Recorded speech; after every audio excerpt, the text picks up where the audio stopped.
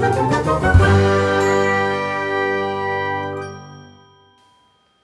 everybody, and welcome to this Korchik's class video on economics. And we're going to start thinking about free market capitalism and how that works.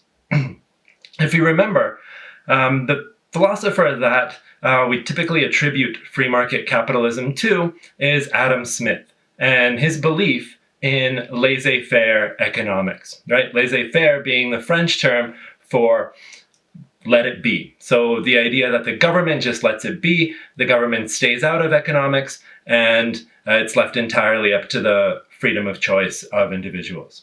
What he believed is that it is not from the benevolence of the butcher, the brewer, or the baker that we expect our dinner, but from their regard to their own interest, right? The butcher doesn't care about giving you the best cut of meat because they care about you having a great dinner, because they care about you as a person. Not so much, right? According to Adam Smith, the belief is that the butcher is going to give you that really good cut of meat because they want you to come back to their butcher shop, right? They want you, they want your business. They want you through the door every day. They want you to tell their friends about how great of a cut of meat you got so that they have more business and they make more money. Right? It's this profit motive that drives a capitalist free market system. And that ends up benefiting everybody in this ideal capitalist world, right? You might be doing it out of your self-interest, but you're providing things at a good price, at a good quality, so that you can make money, but then everybody in society ends up benefiting as a result.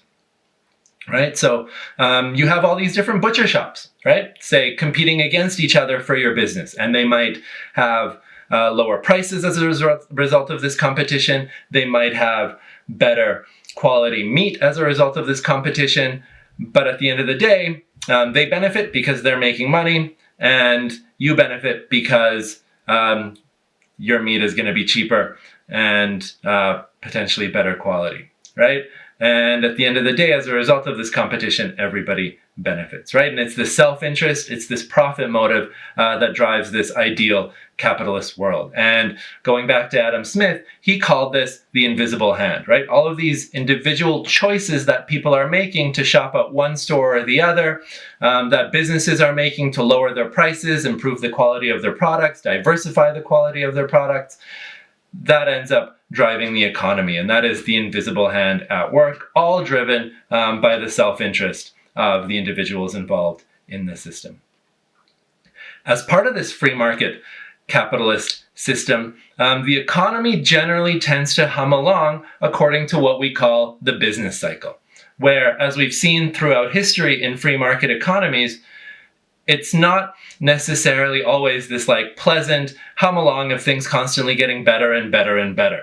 But what happens is we see a more up and down sort of system where over time the economies tend to grow, but it goes through a series of ebbs and flows, right? And we call that the business cycle, where things might be going really well. We call that an economic boom. And economic booms generally tend to happen for a little while, and then they're followed by downturns in an economy.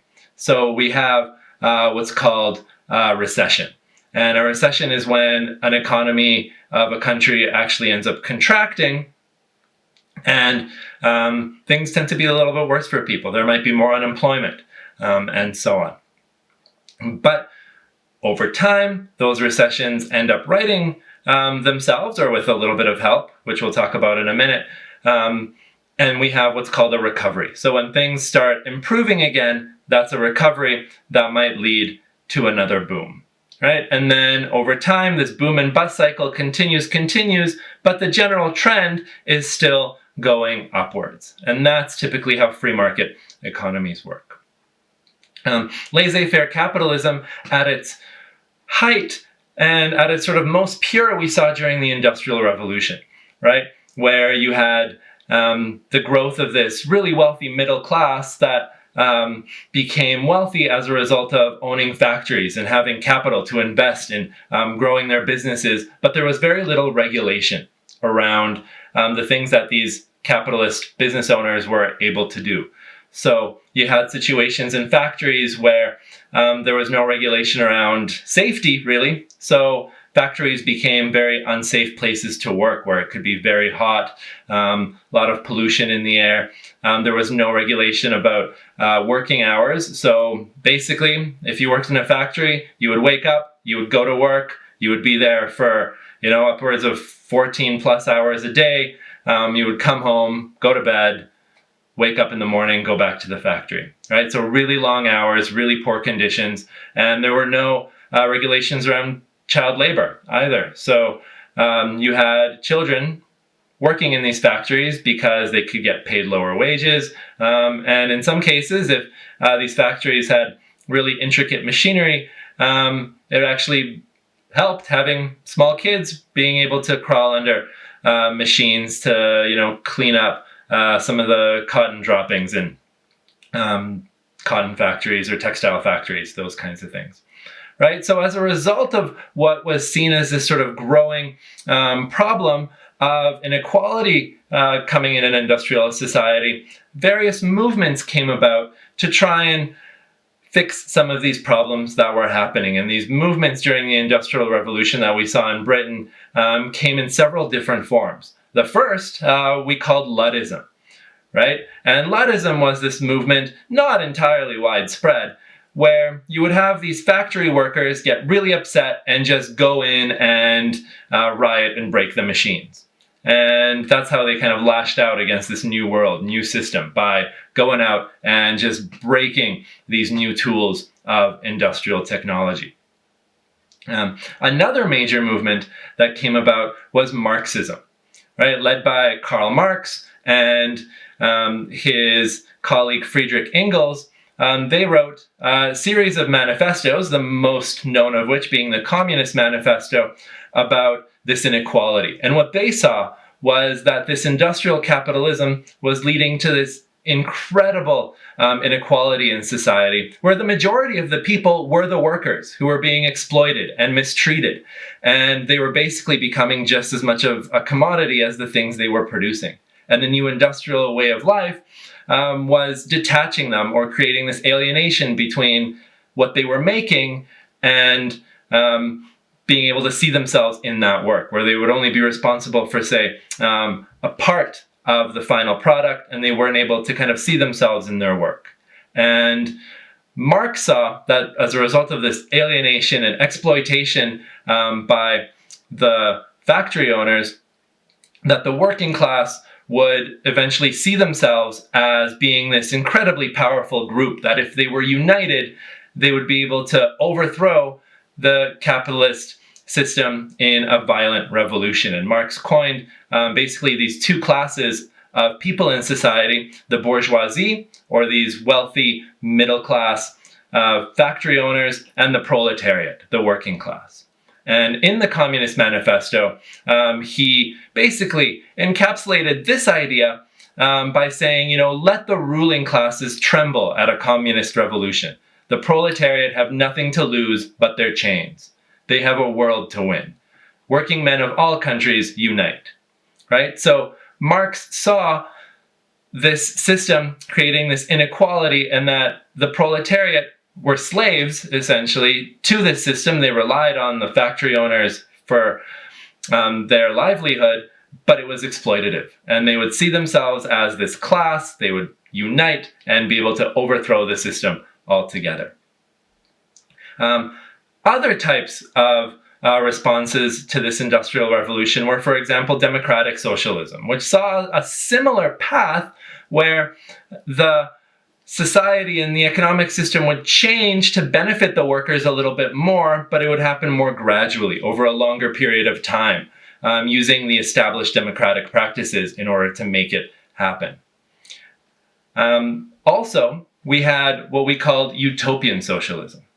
And in utopian socialism, it was led by a series of factory owners themselves, one of which being Robert Owen, who created this town around his factory. And he called this town New Lanark. And in New Lanark, what he did was all of his workers, he gave them decent housing around his factory. He provided for their education. He provided for their health care. He basically wanted to make sure that his workers were as taken care of as possible and that they could see themselves in their work and that they wouldn't necessarily experience that same inequality and exploitation that workers in other factories would. And this required, however, a lot of benevolence on the part of these factory owners, right? Which is why this also wasn't a response that took off, because while Robert Owen was a good enough guy to kind of maybe see that this would be a good thing, other factory owners were very much still focused on their profit, being able to maximize as much of their capital as possible. But at the same time, another movement that came about was the labor union movement that kind of took some of those ideas from Marxism and tried to grow them without necessarily that revolution aspect to them. And labor unions became these organizations that allowed workers to unite in a way where they would be able to express their desires and their issues as a group to their capitalist factory owners, right? And they did see that as a group united, they would be able to have a positive impact on their working conditions. So those are some of the responses to free market capitalism during the Industrial Revolution. The next major event that we looked at was the Great Depression.